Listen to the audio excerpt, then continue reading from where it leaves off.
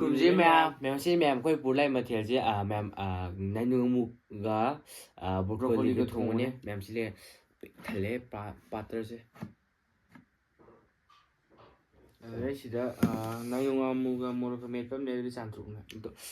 ꯕ꯭ꯔꯣꯀꯣꯂꯤꯁꯦ ꯑꯩꯈꯣꯏ ꯁꯥꯏꯗꯕꯨꯗꯤ ꯍꯧꯖꯤꯛꯇꯣ ꯑꯩꯈꯣꯏ ꯅꯤꯅꯦꯅ ꯃꯌꯥꯡꯐꯥꯟꯒꯤ ꯅꯤꯅꯦꯅ ꯄꯤꯔꯛꯄꯅꯦꯕ ꯆꯥꯎꯅꯗꯣ ꯉꯁꯤ ꯊꯣꯡꯇꯣꯛꯑꯦ ꯑꯗꯣ ꯍꯥꯎꯗꯣꯏꯅꯤ ꯃꯥꯜꯂꯦ ꯑꯗꯣ ꯃꯌꯥꯝ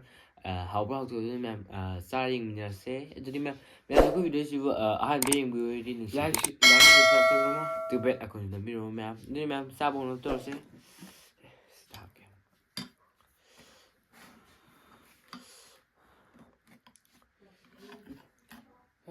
ꯍꯩꯗꯗꯕ ꯌꯥꯔꯣꯏ ꯃꯩ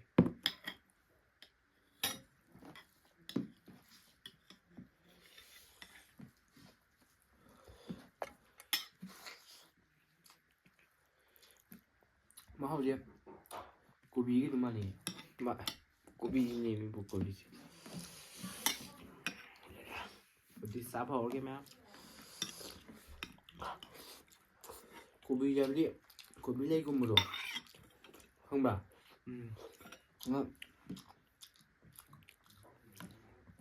ꯃꯍꯥꯎ ꯑꯗꯨꯝ ꯃꯥꯟꯅꯩ ꯍꯥꯏꯕ ꯑꯩꯅ ꯍꯥꯏꯕꯗꯤ ꯌꯥꯝ ꯀꯥꯟꯅꯕꯅꯦ ꯕ꯭ꯔꯣꯀꯣꯂꯤꯁꯦ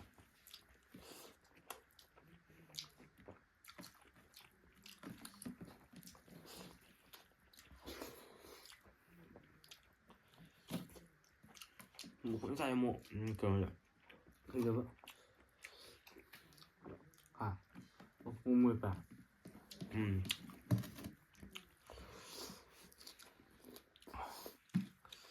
ꯍꯥꯎꯋꯦ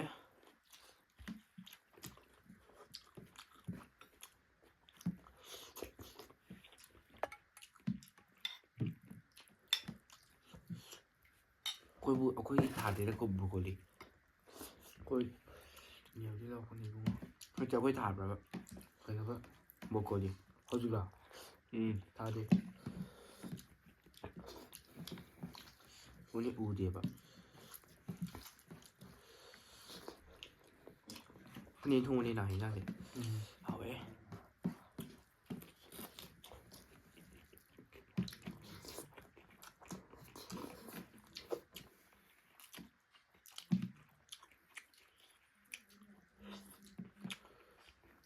ꯃꯦꯝꯕꯔꯁꯦ ꯍꯥꯎꯋꯦ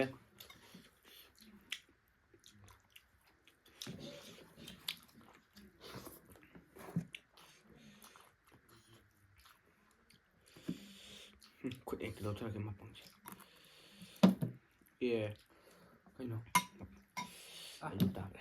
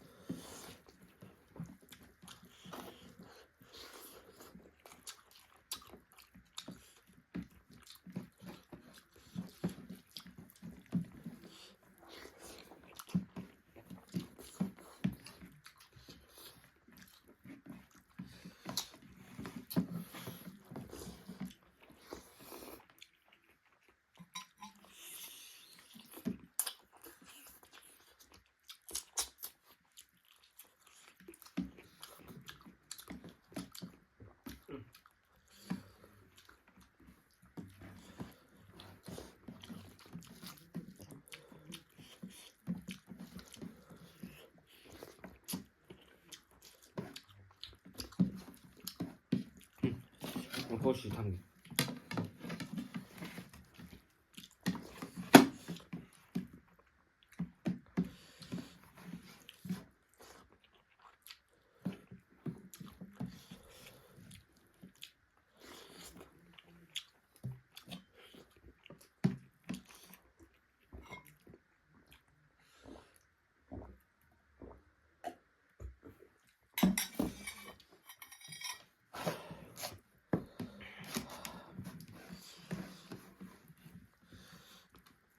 하우프로나.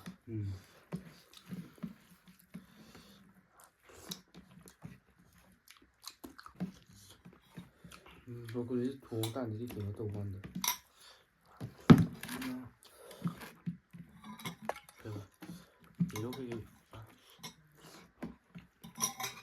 이렇게 얼마인데? 하, 응? 이러고 이거 브로콜리 동간. 이러고 이제 좀 극상해요. 시원이도.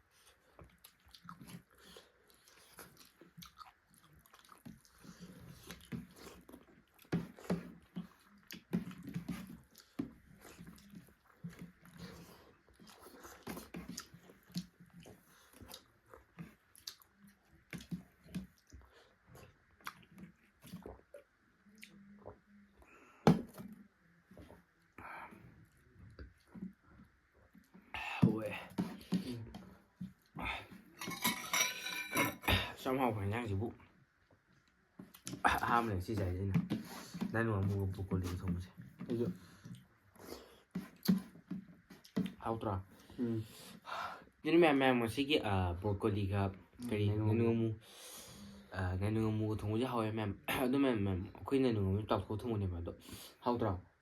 do ha ma sa na hawe do mem sa bi ring bi ho hau wa to bro do khoi ni da hau de do nó chị anh này khai ăn si broccoli 이 딸기로 이제 그 상관 상니 nhưng mà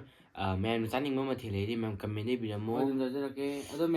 mẹ nó khơi video xin rồi voi cô nó thấy nhưng mà thích video đâu muốn nói gì ngay thì bye bye